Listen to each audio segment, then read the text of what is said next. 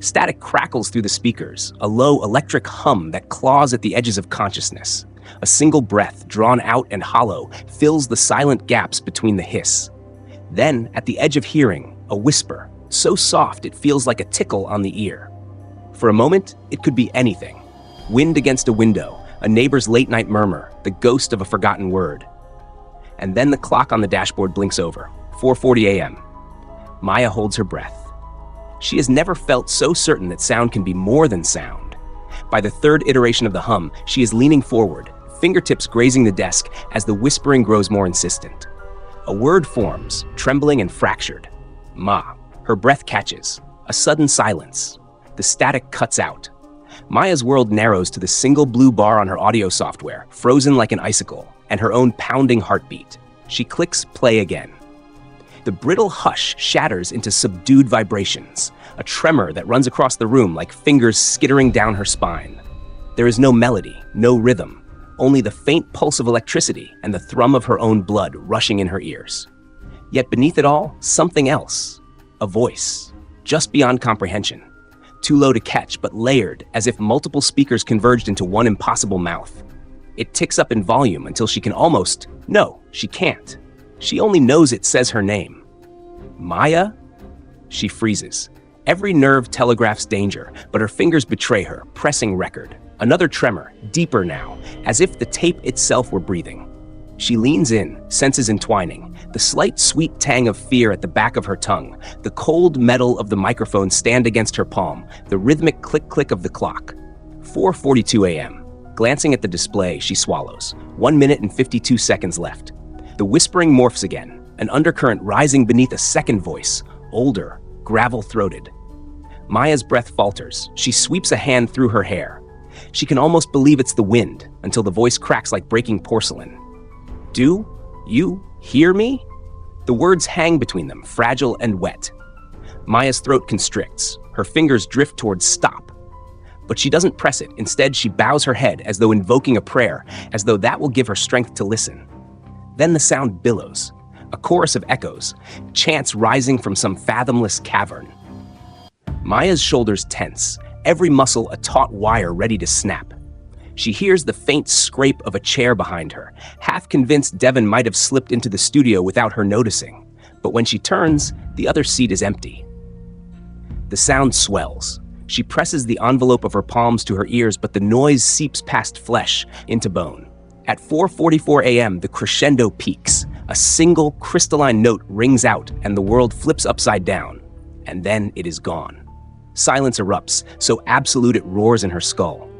Maya sits frozen, hands slack at her sides, the room devoid of static, voice, even the hum. For a heartbeat, she thinks she's dreamed it. Then the recording timeline blinks to 0. The file ends exactly at hum. Maya exhales, a shaky sigh that tastes of relief and something darker, wonder. She leans back, staring at the screen as if it holds answers written in pixels. Instead, she sees only the name of the file, 444recording.mp3. No context, no sender, no clues.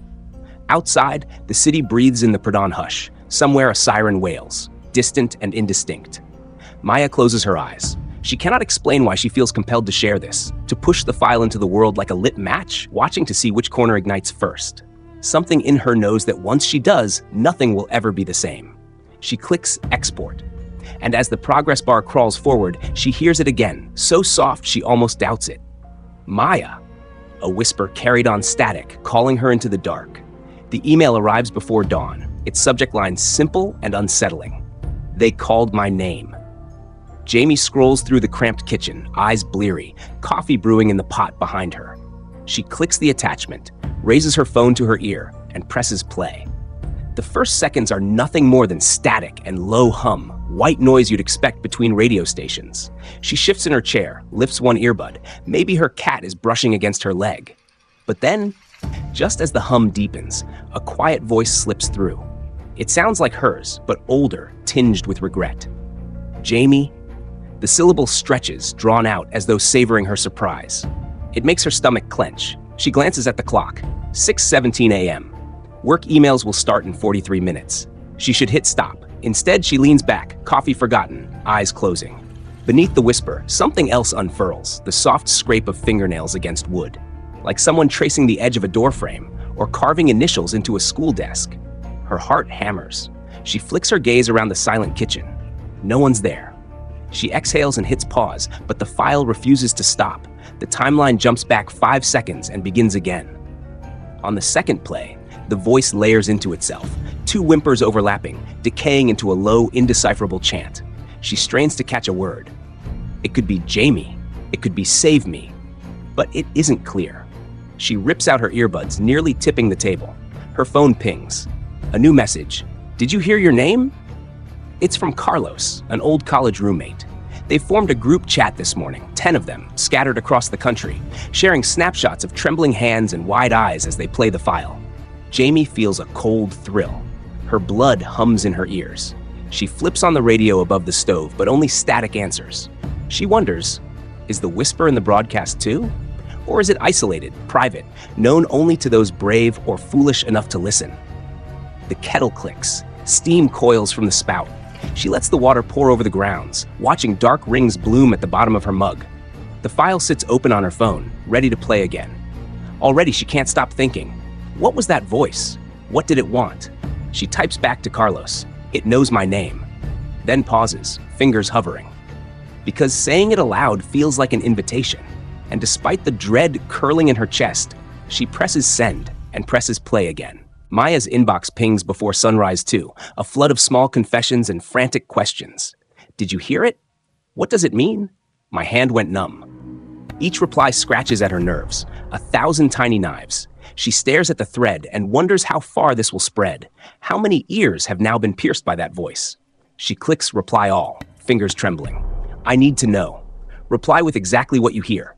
Within minutes, replies pour in. A child crying. My last words. Someone begging. They vary wildly, contradictions tumbling over one another, until she scrolls past the noise and sees her own question repeated back in broken capitals. What does it mean? Beneath it, a quiet beat. My name. Maya steps back from her desk, the glow of the monitors heavy in her eyes. In the corner of the screen, the countdown widget still ticks, 4:44.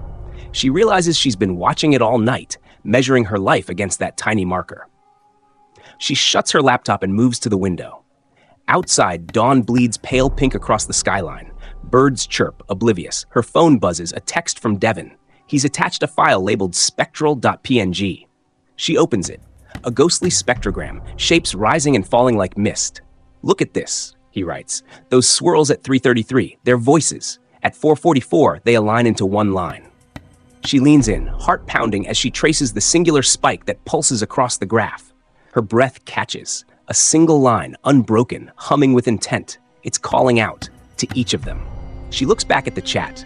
Everyone hears something different. Everyone except maybe Devin and her. They heard the alignment too, the singular whisper at the end of the spiral. And that name, that one word.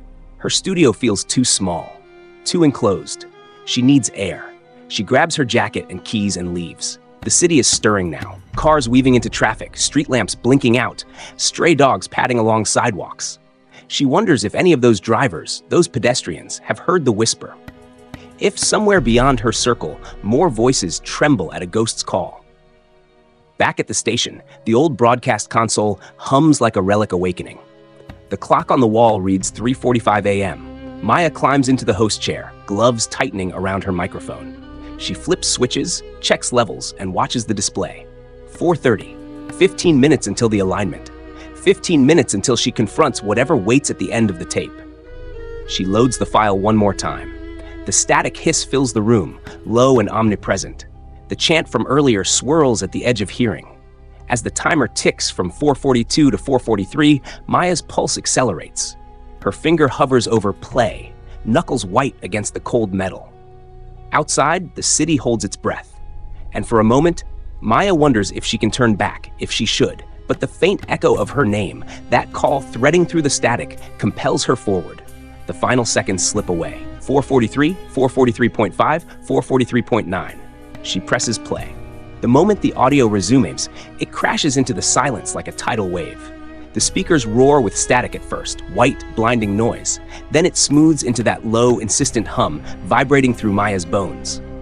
Her knuckles clench the mic stand so tightly her nails bite into her palms. Beneath the hum, she hears the scrape again. Fingernails along a surface, slow and deliberate. Then the chanting swells, as if dozens of voices are rising in a single, breathless gasp. Maya's chest tightens. She can't tear her eyes from the spectrum display, where the waveforms twist into indecipherable spirals of light. And then, as the clock flips to 4:44 exactly, it all lines up. The static hollows out into a single, crystalline whisper, soft as falling snow, but sharp enough to slice the air. Maya's blood freezes when the voice speaks her name, Maya Sinclair. For a heartbeat, the world stands still. Then the whisper multiplies, fracturing into a chorus of every name in the global chat room. Carlos Dillon, Jamie Trask, Elena Morales, and on, dozens of them, echoing through the ether so fast that syllables tumble over one another. Maya's head swims. She claps a hand to her mouth to stifle a cry. Somewhere beyond the studio walls, cable switches click and routers hum. Thousands of listeners in apartments and offices and cars freeze as their own names are spoken into their ears, each one convinced the voice was meant only for them. And then the feed cuts out. The speakers go dead. The spectrogram vanishes. The console clock blinks back to 12. Maya sits in the sudden blackness, trembling, the microphone dangling at her side.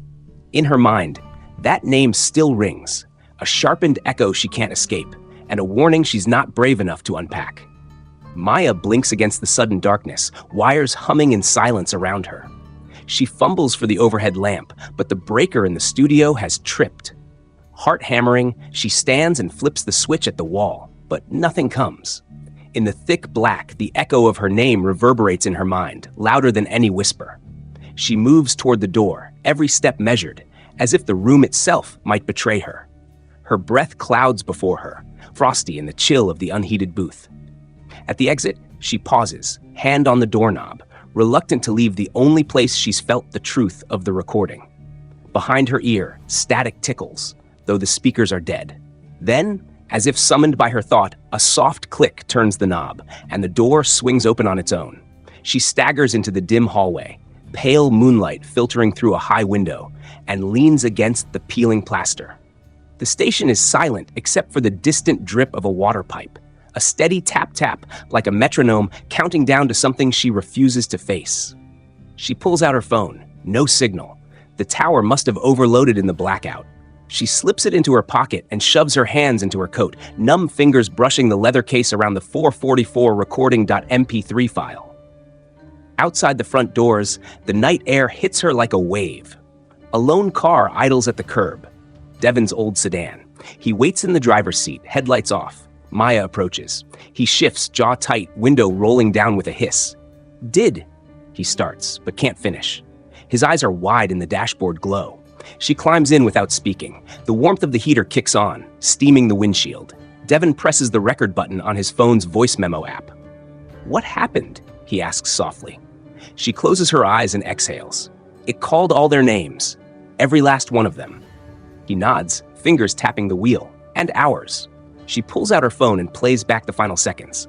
In the cramped car, the whisper rushes forward, crystalline and cold. Maya Sinclair. Then a chorus. Devin Carter, Carlos Dillon, and on, names tumbling into the void. Devin stops the playback. His face is pale, shadows cast by the dashboard lights. This isn't audio, it's activation. Maya stares ahead, the street lamps smeared into halos by the fog. What do we do now? He rubs his temples. We contain it. We delete every copy. We erase the file from the stream. She shakes her head, hair falling across her face. Too late. 10,000 people heard it live. It's viral. Already someone's clipping it, reposting it as a challenge. Devin's jaw tightens. He powers off his phone. Then we stop listening. She turns to him, mouth dry. But they'll listen again. People always listen again. He breathes out a laugh that rumbles like distant thunder. Then we destroy the source. They sit in the heater's hum, engines idling, until Maya finally pockets her phone. Together, they walk back into the station. The front lobby is deserted. Filing cabinets lined against the walls like silent sentinels. In the control room, the console hums back to life as lights flicker on, power restored. Maya loads the file one last time. The waveform appears on the monitor, beckoning. She stares at the jagged peaks, remembering the names cascading through the darkness. Devin swallows and lifts a can of compressed air. Maya raises the computer's hard drive. With a single hiss, they purge the file. Data shredded, fragments blown into oblivion. The timeline vanishes. The screen goes black. Maya exhales, trembling. It's gone. Devon gives her a half smile. Let's hope so. She nods, though she already knows it's not that simple. Somewhere, someone clutches a copy. Some recording device still holds the echo, and that name, her name, his name, everyone's name, will worm its way back into the world. They leave the station together, footsteps echoing down the corridor. Outside, the first hint of dawn colors the sky. Maya watches the horizon, heart heavy with dread and anticipation. The whisper isn't finished with her. It never was.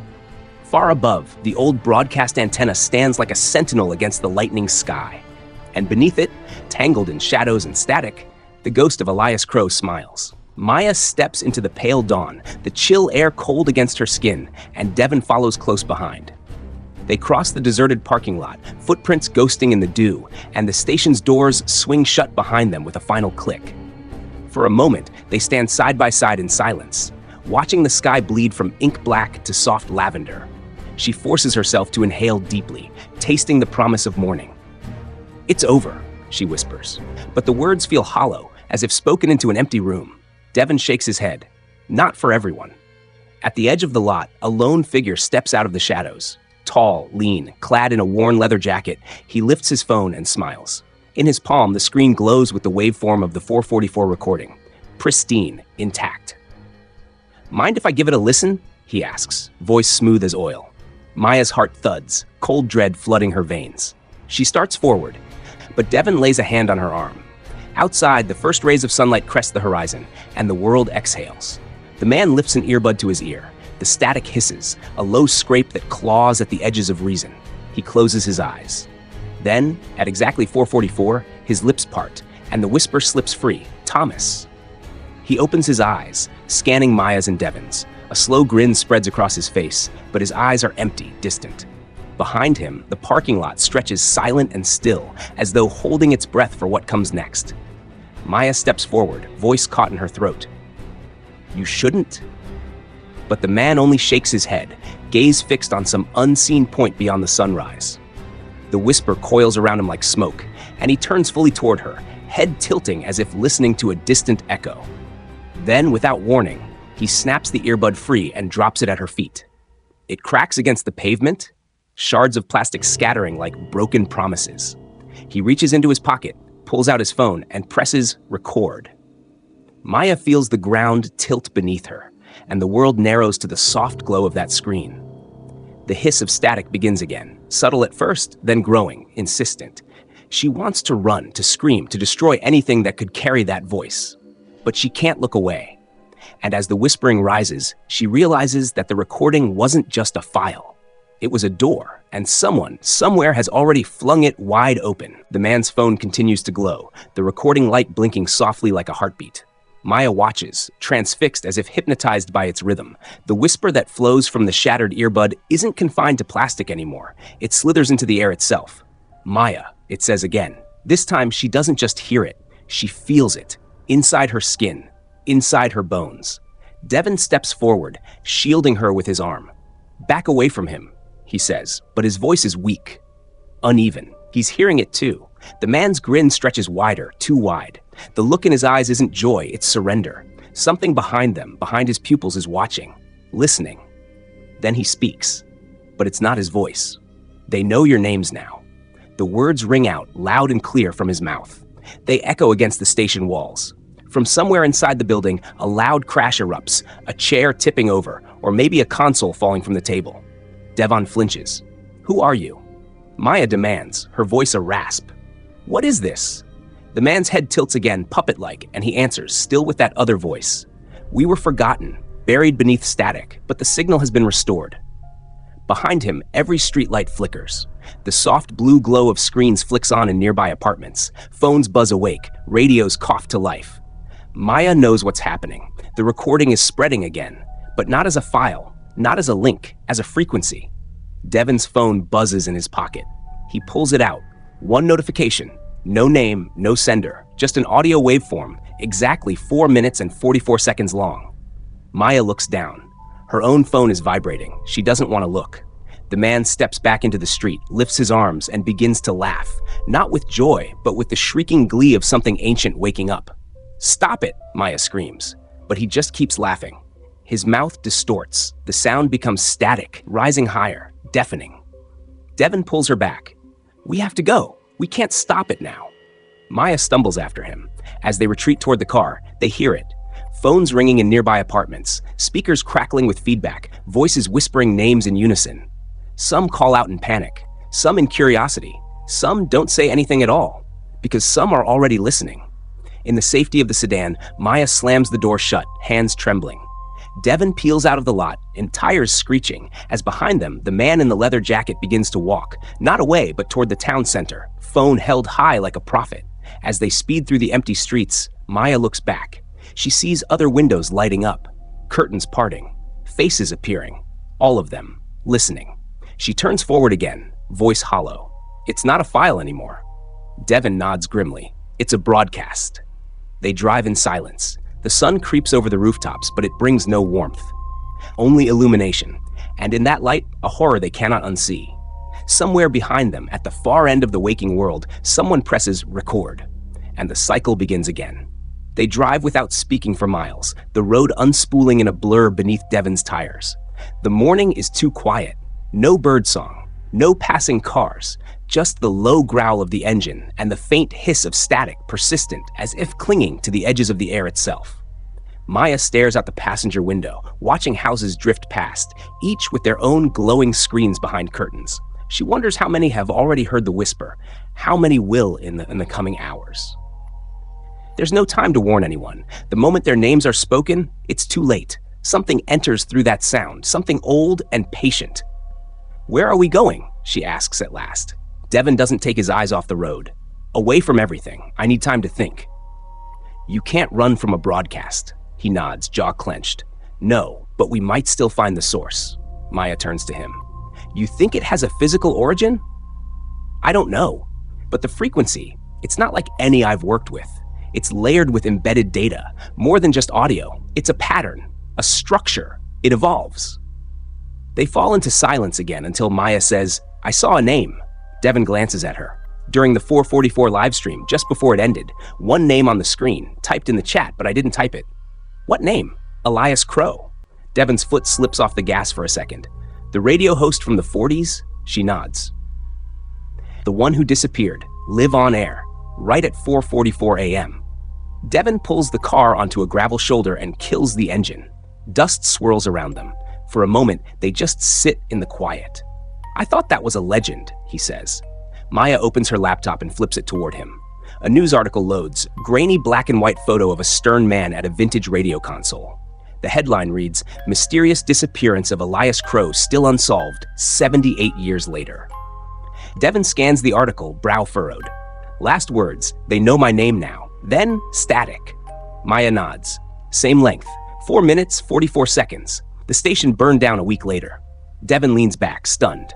What if this isn't just audio? What if it's a ritual, a reenactment? They stare at each other. The implications are too big to grasp. "Crow was the first transmission," Maya says softly. "We're just echoes." Devon fires up the engine again and makes a sharp turn. "Where are we going now?" she asks. "To find Crow's station." It takes hours. The old station was in a remote town nestled in pine-covered hills, Wormouth, Massachusetts. It no longer appears on GPS. But after some digging and offline maps, they locate it. An unincorporated district, left off the grid. They drive in silence again, both checking their phones periodically. The 444 file is everywhere now. Twitter, Instagram, TikTok, reactions, memes, podcasts analyzing it, people recording themselves listening. Their eyes go wide. They gasp. Some cry. Some just smile, as if they've remembered something important. One viral video shows a young man laughing as he listens, and then slowly his laughter dies. He stares into the camera. Then he says, "They're coming for you, Madison," and shuts off the feed. In the comments, dozens claim their own name was said. By the time Maya and Devon reach Wormouth, the sun is setting. The road narrows to a dirt path. Pines lean over them like old, whispering giants. Finally, the trees break, and there it is, an old, rotted building. The remnants of a radio tower skeleton behind it, half collapsed.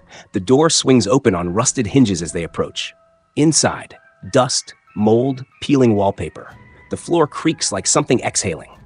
Devin sweeps his flashlight over the room. Soundproof foam decayed on the walls. A desk, mic still bolted into place.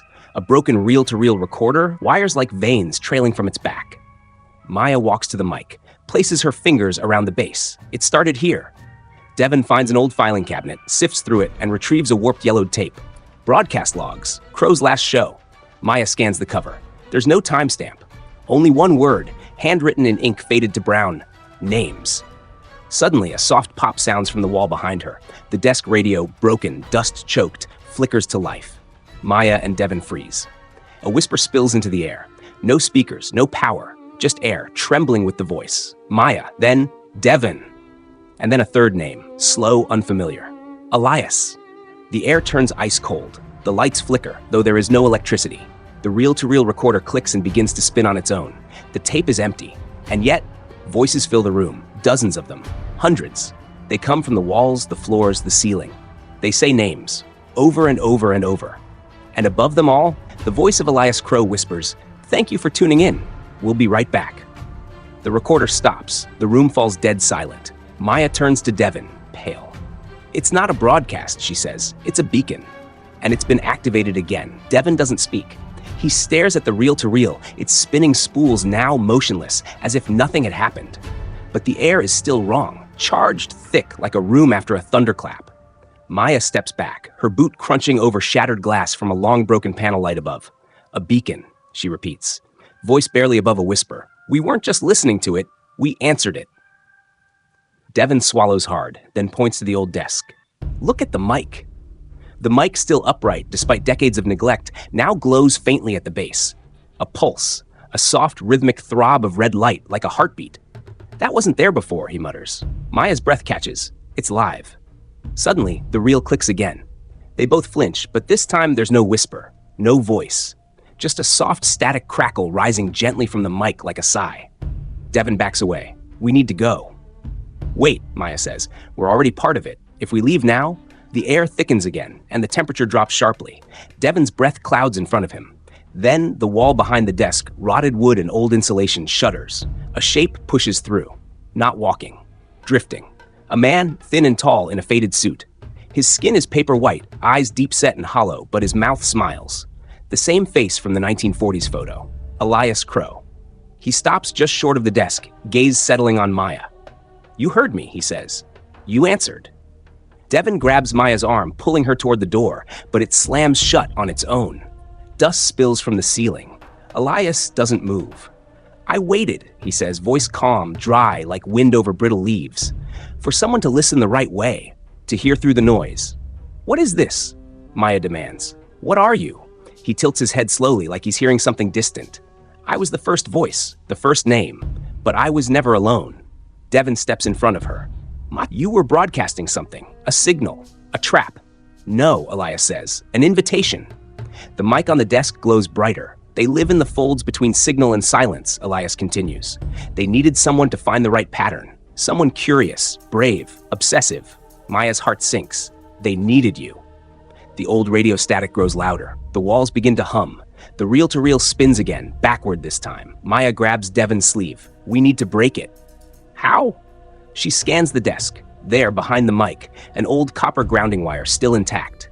She lunges forward, grabs it, and yanks hard. The glowing mic sparks. The reel-to-reel shrieks. Elias stumbles, face contorting.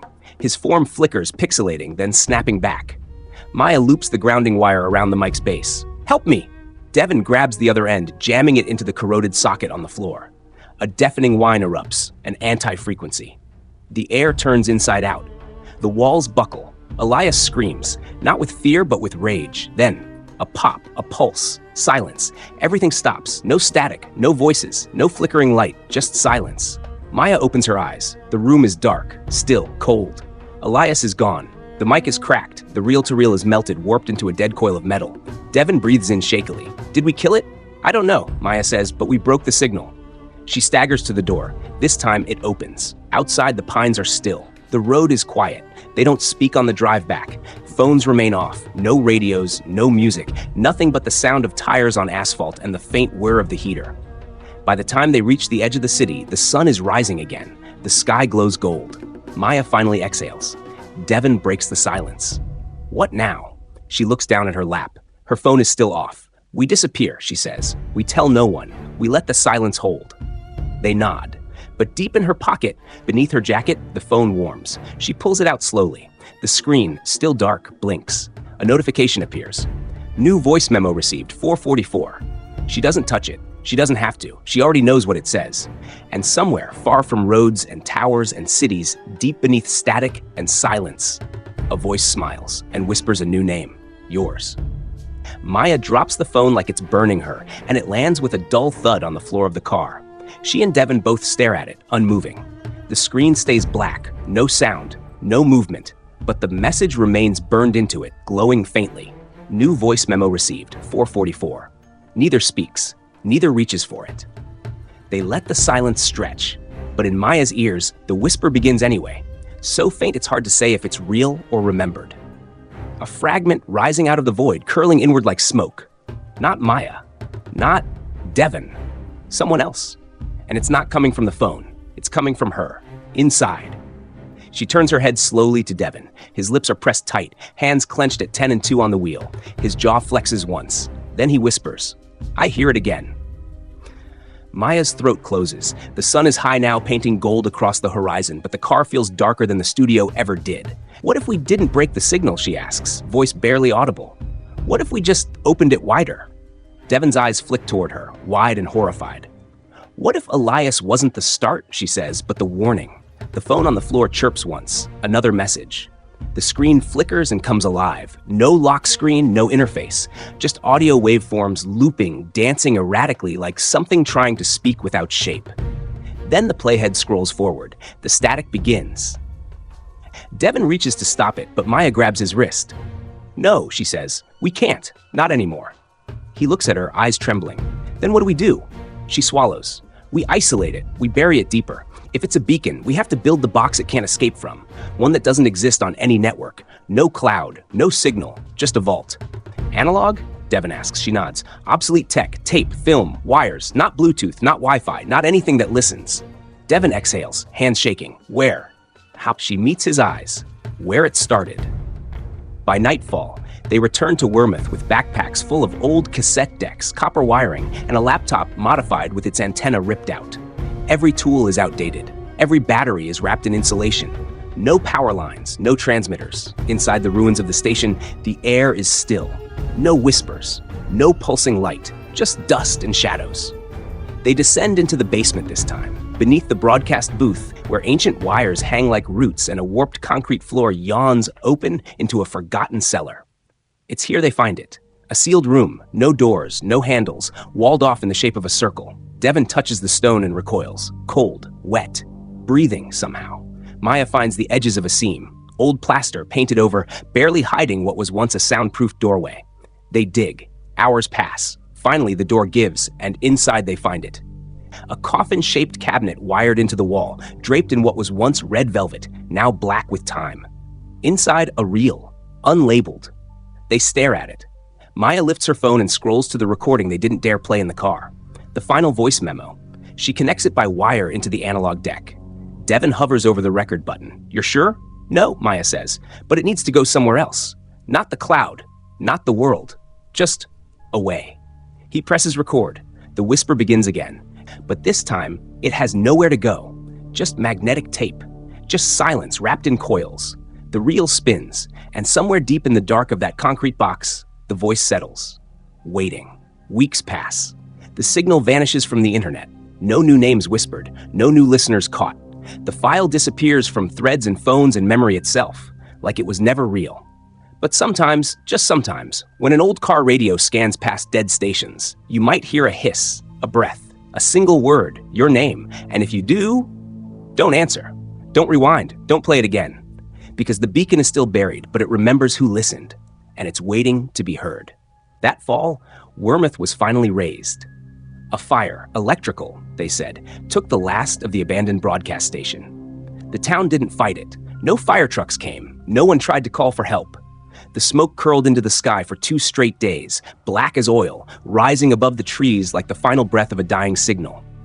Maya watched from a hillside. So did Devin. Neither spoke. They knew what they'd buried beneath that place, and they knew a fire couldn't reach it. Back in the city, Maya moved off-grid. No social media, no GPS. Her phone stayed in a Faraday pouch at all times. If she needed to listen to anything, music, a podcast, even a voicemail, she did it on an old Sony Walkman, tapes only. She bought a landline, dial-up. Paranoia wasn't a lifestyle, it was protection. The recording had changed something inside her. Not just the whisper, not just the memory, something deeper. She could still feel it, a hum beneath her skin. A sense that someone or something was always just about to speak. Devin went further. He left entirely. Moved upstate into the Catskills with a wind-up radio and solar batteries. Sometimes he wrote her postcards, always with the same sentence at the bottom. If you hear it again, don't listen to the end. She kept every one of them in a locked box. A year passed. Then 2. The world moved on. But late one night, alone in her apartment, Maya noticed something strange. Her landline rang. Once. Just once. The caller ID said nothing. Blank screen. She didn't answer. Instead, she unplugged it and tossed it into the trash.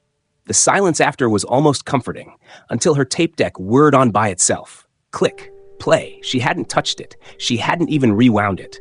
The reel began to spin. Static. Then the beginning of a song she knew, an old folk ballad she'd recorded months ago. But then, layered under the melody, a voice. Not a whisper this time. Not soft or eerie. Clear. It's not over, Maya.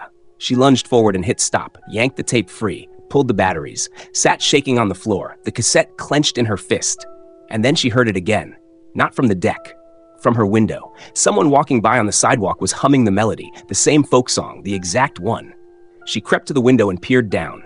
A man with no headphones, no phone, just walking, humming. Then he stopped, looked up, straight at her. He smiled, and in a voice that didn't carry like a whisper but cracked the stillness like thunder, he said, 4 minutes, 44 seconds, then kept walking. The next day, Maya drove 5 hours to Devin's cabin. No warning, no postcard. She found him splitting wood in the fading light. When he saw her, he didn't even look surprised. You heard it again, he said. I didn't listen all the way, she told him, but I think it's coming back. Devin sighed. No, it's always been here. It's just learning how to speak louder. Maya stared at him. Then what do we do now? He looked down at the tape in her hand. Then toward the hills. We stop running. That night they returned to the edge of the forest, where an old ranger's tower still stood, abandoned, surrounded by pine and snow. Devin had outfitted it with analog recorders and grounding wires, just in case. We make it deaf, he said. If we can't stop it, we at least stop it from hearing us. They began constructing a loop, an endless analog circuit of recorded silence. Blank tapes, static, hiss, old wax recordings of rooms with no one in them. All of it fed into a battery of disconnected machines that spun endlessly, feeding nothing to nowhere. A silence loud enough to drown anything. Weeks passed, then months. No whispers, no names. But Maya never let her guard down, because every time she closed her eyes, she still heard the tail end of that voice. Just behind the silence, just beyond the edge of 444. Not a warning, not even a message. Just a tone, like the world clearing its throat, preparing to speak. And when it does, you won't need headphones, you won't need Wi-Fi, you won't even need a name, because it already knows yours. And next time, it won't wait for you to listen. It'll make sure you do. The next winter came early. Snow blanketed the hills by October, and by November, Maya and Devin's isolation tower looked like a relic from another century, buried under white, forgotten by time. But the machines kept running. Every 6 hours, they checked the reels, swapped in fresh tape, and regrounded the static loop. The silence they'd built was their last defense, a wall made not of stone, but of nothingness. And still, it waited. They felt it sometimes. At night, when wind howled through the cracks in the wood and the trees outside groaned under the weight of frost, something leaning in to listen. But it never spoke, not until the storm. It started with the power. Devin had been rewinding the backup reels by hand, while Maya stood by the window, watching the white blur of snow thicken. Then the generator failed. No warning, no flicker, just a complete instantaneous blackout. Dark, no lights, no hum. The machines fell silent, their loops broken. What happened? Maya whispered. Devin didn't answer. He was staring at the reel. It had stopped spinning, but the magnetic tape was still slowly unwinding. No power, no motion. Yet the tape was pulling itself free. Devin lunged and yanked it out. The room filled with a high-pitched feedback whine, sharp, piercing like a scream caught in glass. Maya stumbled back, covering her ears, and then silence. Too complete. No wind, no creak, not even the groan of the tower. The world had gone mute. Maya looked at Devon. He was mouthing something. She couldn't hear him, not a word. He ran to her, gripped her shoulders, tried to shout, but it was like they were trapped in a vacuum. Then the reel started spinning again. No power, no motor, just motion. It turned slowly, deliberately, and the voice returned. Not a whisper this time. Loud, clear, deep. I know your name. The words echoed inside her skull, like they were being spoken through her rather than to her. Devin clutched his head, staggered back, fell to his knees. You tried to hide, the voice said. You built walls out of silence. The reel spun faster, but silence only makes you easier to find. The floor trembled. Outside, the trees bent unnaturally, as if bowing toward the tower. Maya tried to pull Devin to his feet, but he was gasping, his eyes wide, bleeding at the corners. The pressure in the room was immense, like being deep underwater, crushed by a presence that didn't belong in any known world. And then the voice whispered, Your name has been recorded. The deck exploded in sparks, smoke billowed upward, the reel melted into black sludge, and suddenly, sound returned. The wind howled, the tower groaned. Devin sucked in a ragged breath and collapsed to the floor. Maya fell beside him, trembling. They lay there for hours, waiting for the voice to come back. But it didn't. It didn't have to. It had spoken. And now it was out there. In the weeks that followed, something changed in the world. Random audio glitches on news broadcasts, voices overlapping phone calls, snippets of static that, when slowed down, revealed names, not famous ones. Yours. The 4444 recording is gone, scrubbed from every server, every archive, every device, but it left a trace, a signature. And now, anything that records sound, your laptop mic, your smartwatch, your baby monitor, can catch it. The voice, searching, learning, mimicking. You'll hear it one day, maybe in your white noise machine, maybe in the static between tracks, maybe in the silent moment before a voicemail beeps. It won't say much, just your name. And if you answer, if you listen to the end, the reel starts spinning again. And this time, it's recording you.